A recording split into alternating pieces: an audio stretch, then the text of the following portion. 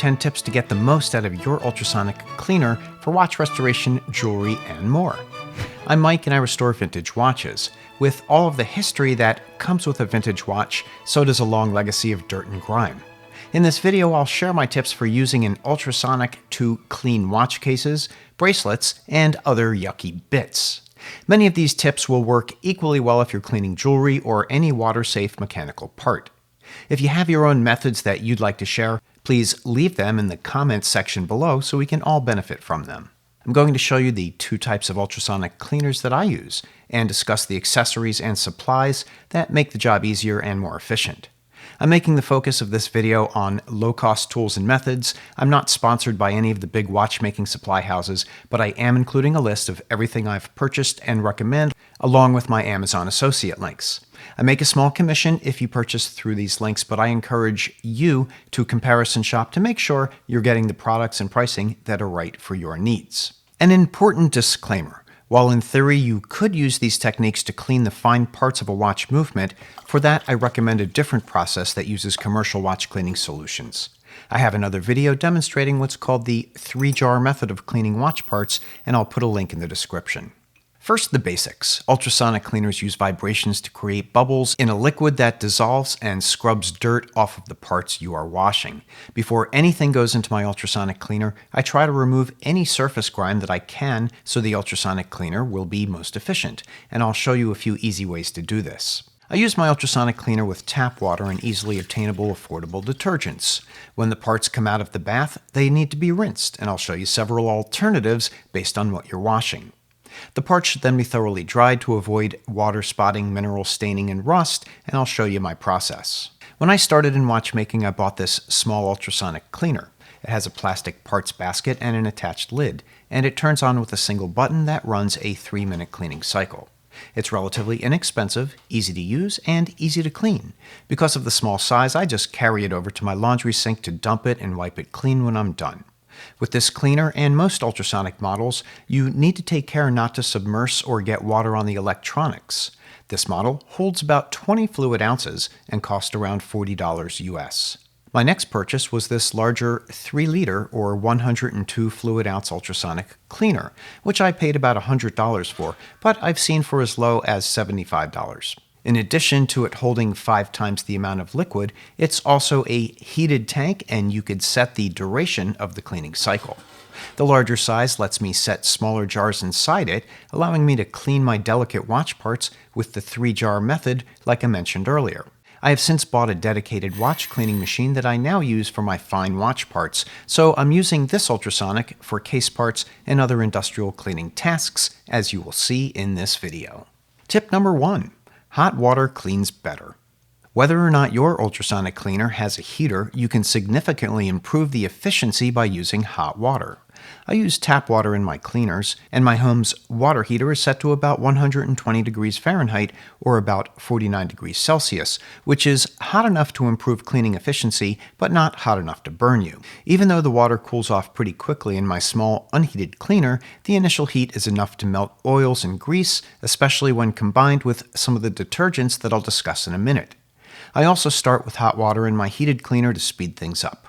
A word of caution, as tempting as it may be, do not use boiling or really hot water from your tea kettle to fill your cleaner. Not only is it a burn hazard, but you may damage your parts or your ultrasonic cleaner. You should keep in mind that when you use hot water in these heated tanks, the ultrasonic agitation can actually raise the temperature of the water, and there have been times when my water bath has gotten surprisingly hot despite having the heater set to a reasonable 120 degrees.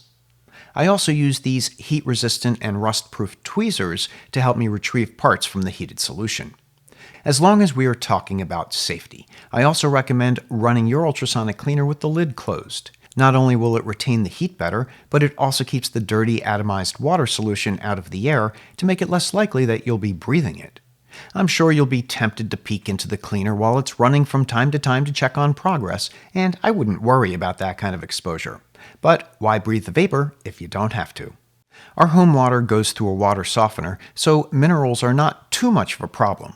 If you're in an area with particularly hard water or the water coming out of your water heater is high in minerals, then you may want to go right on to purchasing a heated ultrasonic tank and use distilled or purified water instead. Tip number 2. You can save money by mixing your own ultrasonic cleaning solution.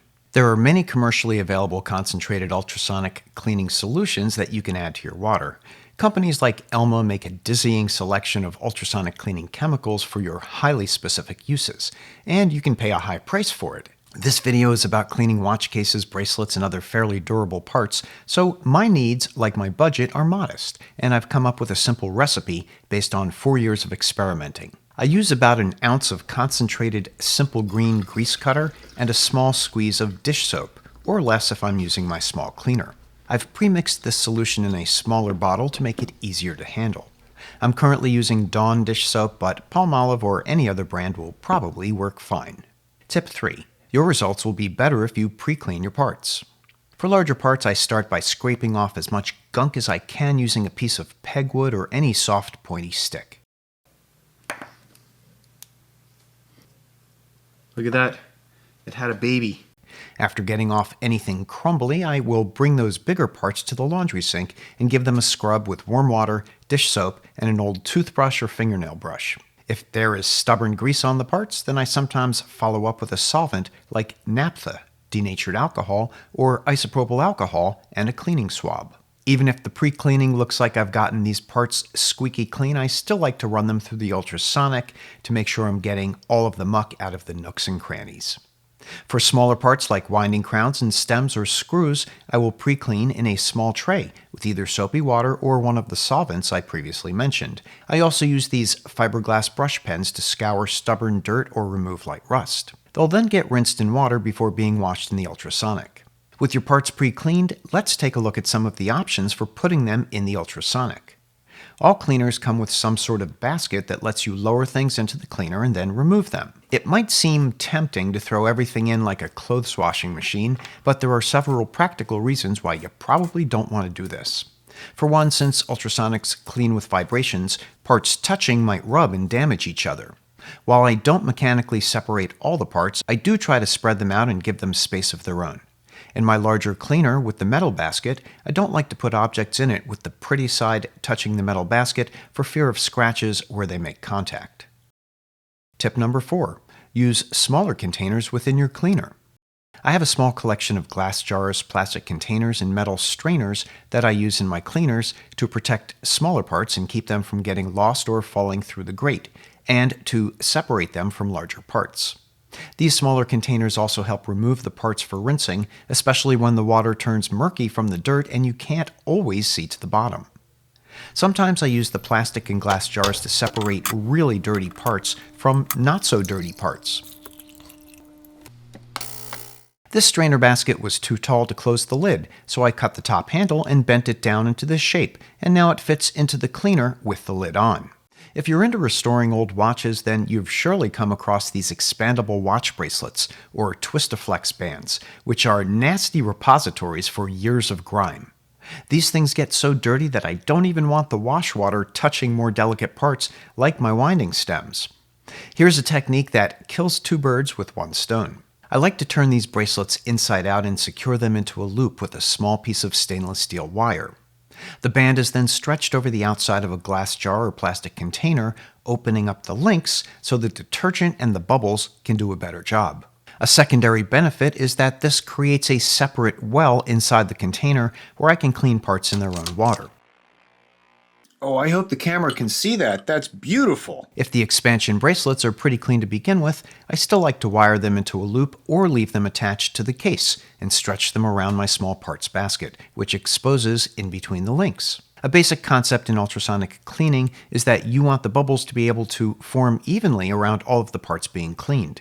So, similar to the expansion bracelet, disassembling or exposing as many surfaces as you can will help your cleaner reach into the dirtiest nooks and crannies. If I can, I like to separate removable bezels and crystals from watch cases that I'm restoring whenever practical, so there's nowhere for the dirt to hide. Tip number 5. Smaller containers make cleanup easier. My smaller ultrasonic cleaner is easy to just pick up and bring to the sink when it's time to dump it and clean it, but my larger cleaner is a little bit more awkward to move around and clean. I've been using this plastic container that I cut out of the bottom of a lemonade jug that fits inside my big cleaner. If I only have a few things to clean, or if I want to clean several batches of parts, I'll place the container in my ultrasonic and fill it with water first so it doesn't float. Then I'll fill the ultrasonic tank with water, matching the level of the two.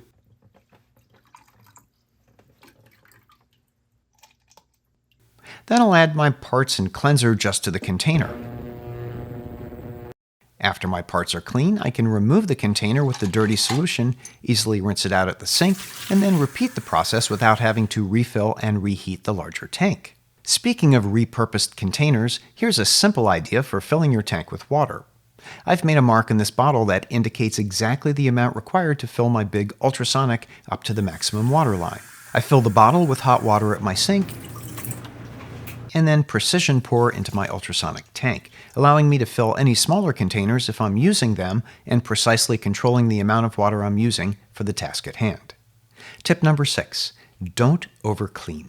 More time isn't necessarily better, and an ultrasonic that is run too long can actually degrade very thin metals. For the smaller cleaner, I generally run 3 to 4 3-minute cycles for a total of 9 to 12 minutes.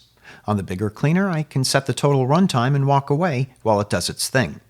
Occasionally, I like to agitate the basket a little while the cleaner is running, or pause and flip over the parts that may have trapped air. When the cleaning cycle is done, it's now time to check that your parts are clean and move on to rinsing and drying.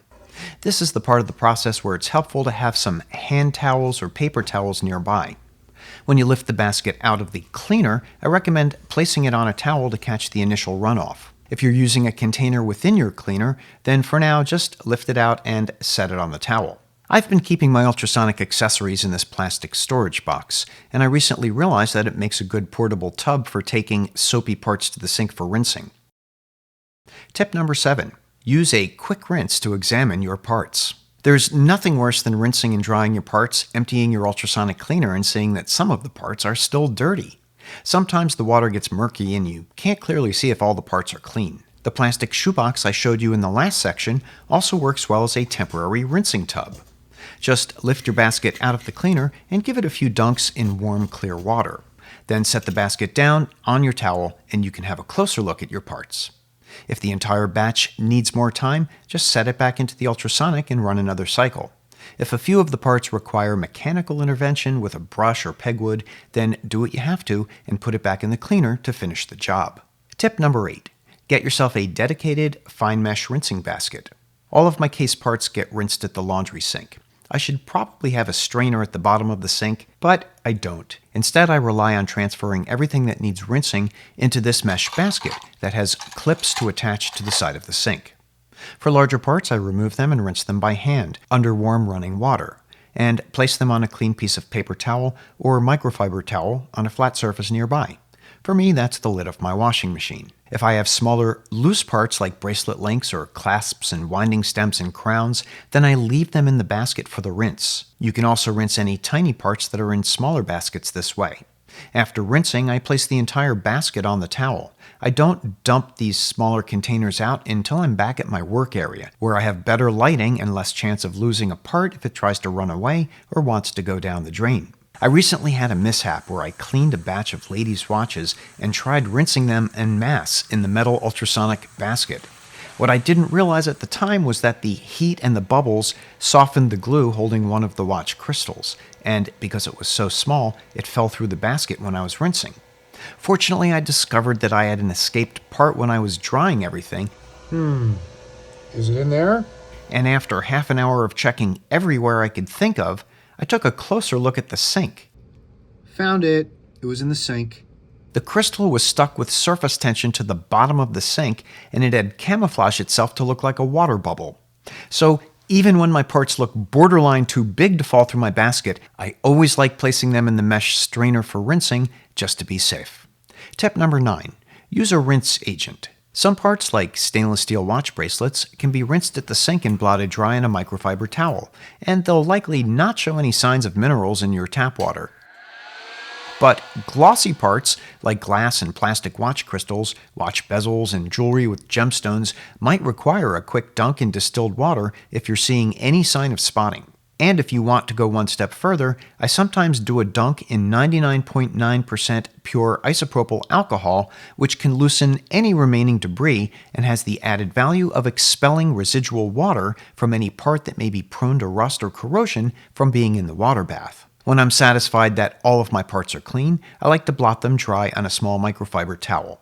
No matter how much you blot, water likes to hide, so a rubber ball-type blower is a great tool for getting leftover moisture out of all of the nooks and crannies. Tip number 10. A heated air dryer makes quick work of drying without spotting. I use an inexpensive warm air blower that's designed for drying fingernail polish. It's basically a metal housing with a computer fan and heating element and a switch to blow with or without heat. I've seen others recommend food dehydrators, which have the added bonus of multiple levels.